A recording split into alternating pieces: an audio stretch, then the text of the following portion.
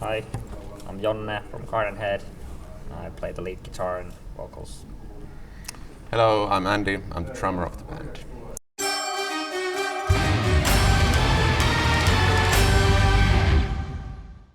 Good, cold, but okay. Yeah, all good.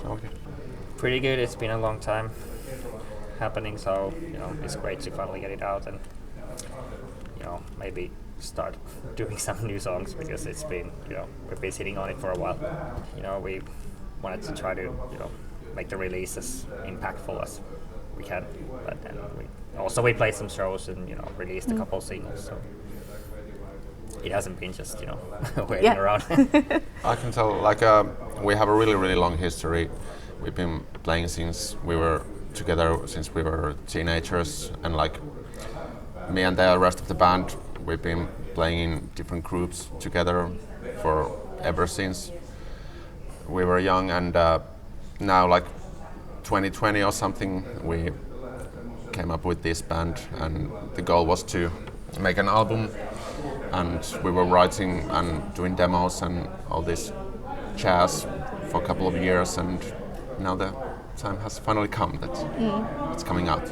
Each of us has really different music tastes, or there's overlap, but and I guess for me it's I started out listening to this really old blues and stuff like that, and then I picked up prog rock from the 60s and 70s, and then Rush, and then goth rock or metal, like the Typo Negative, which is And then when I met these guys, then all this kind of glam rock and Hanoi Rocks and stuff like that came in, and that's like my musical roots, I guess.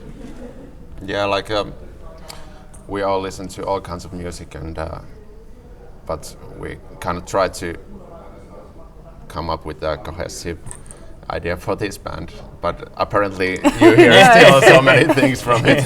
It's prog basically, so it can be anything really. Because that was our kind of we want to make music that's kind of we have one thing that we do, because in earlier bands we were all over the place. But I guess we didn't succeed that. No, not in that sense. I mean, any progressive rock band is a little bit all over the place, I guess, especially if you take Rush as well. It's also good.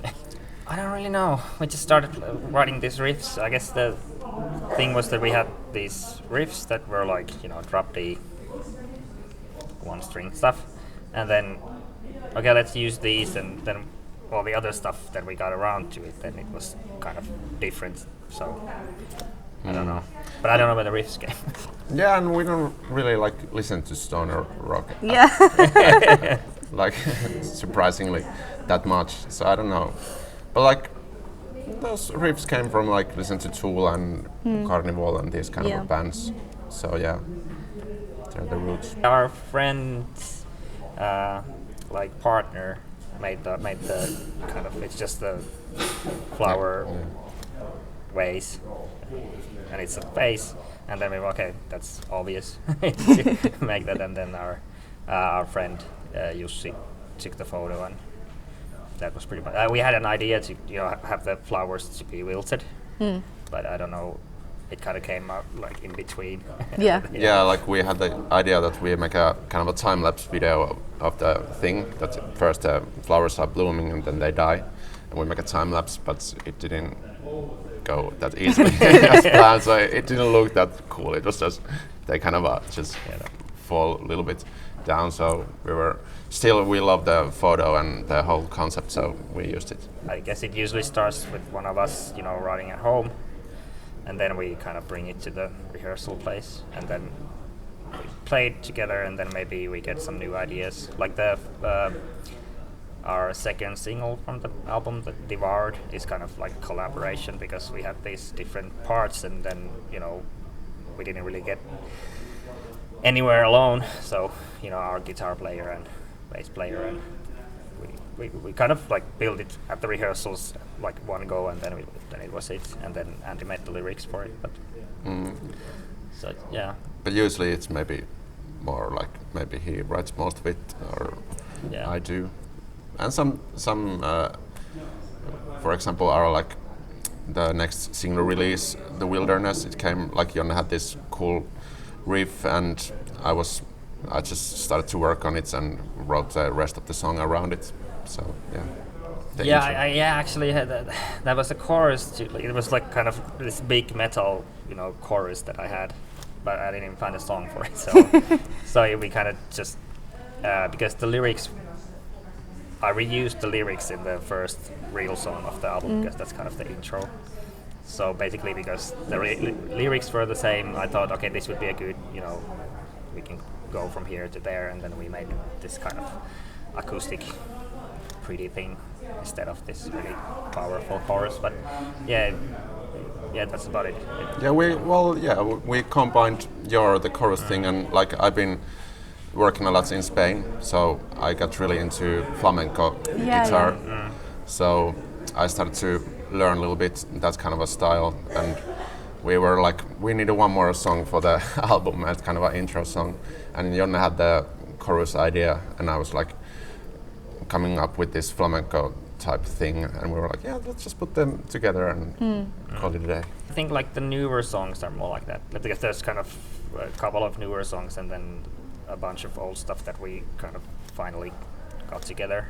So I think the older stuff is more like one of us is doing most of the writing, but I think especially the song Devoured and the other newer songs like The Wilderness, that's the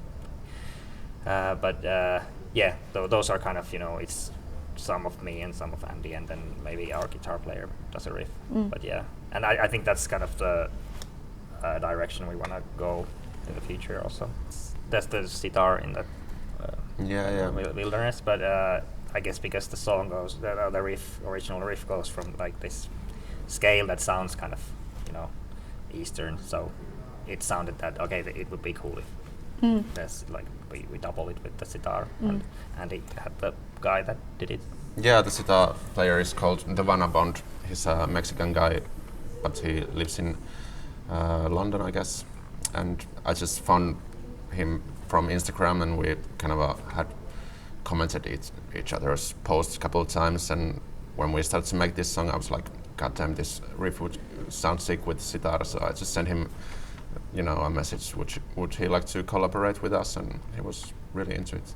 We wouldn't have, wanted to do like a synthesizer sound for it because it, But we actually did record like 8 guitar tracks for the kind of clean part, but then we didn't end up using it at all in the mix. But yeah, I think it's mostly like band instruments and then the keyboards, and that's pretty much it. Yeah. But like I had a really fun percussion session because like I've been working at the Opera House here in Helsinki, so I got the keys to the orchestra warehouse basically, and I took all the percussions I could think of and just kind of had a day recording all those things. So yeah, that was fun. I can tell the story like it was basically right after we had recorded our first song like 3 years ago or something. I just saw this competition that's, would you like to have your song mixed by a Foo Fighters mixer, Daryl Thorpe? And I was like, yeah, of course. And I tried to send it to him, and I got a couple of notifications that the email is full already, so I kind of forget it. Like, yeah, that's never gonna happen. But 2 years later, he wrote me a message like, yeah, I chose the song for my mixing course. And I was like, hell yeah, let's do it. And yeah, he did a mix for it. But on the album, we use the previous mix that we did with Forrester Saville, who's a producer from Australia, and he's been mixing stuff for Carnival and Sky Harbor and all these cool bands that we really love. Yeah, I knew that name from somewhere. Yeah. So that was like, did you have anything in mind, like maybe a specific album you wanted to have your album sound like, or something like that?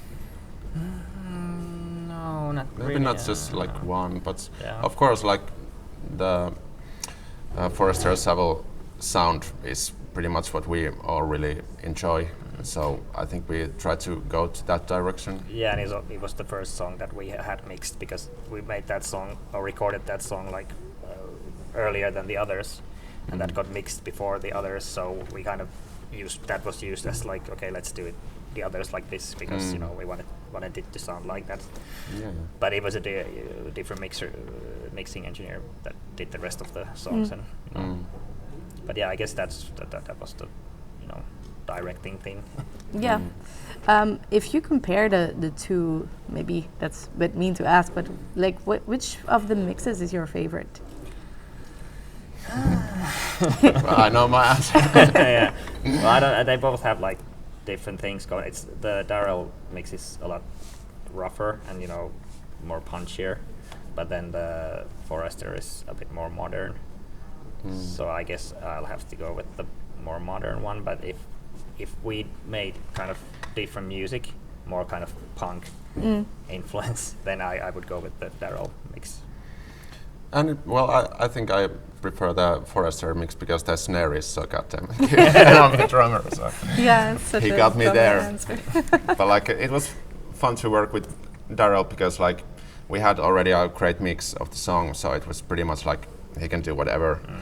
And yeah, so we kind of just let him do his thing and let's just see what he comes up with. We have some shows coming up in Finland at the moment, but we can't really talk about them yet. But yeah, we have some festival shows coming in summer, and then some club shows also. And then, our next show is going to be in Helsinki in the Mascot Bar in May, and that's the only one we can actually say at the moment. Yeah, well,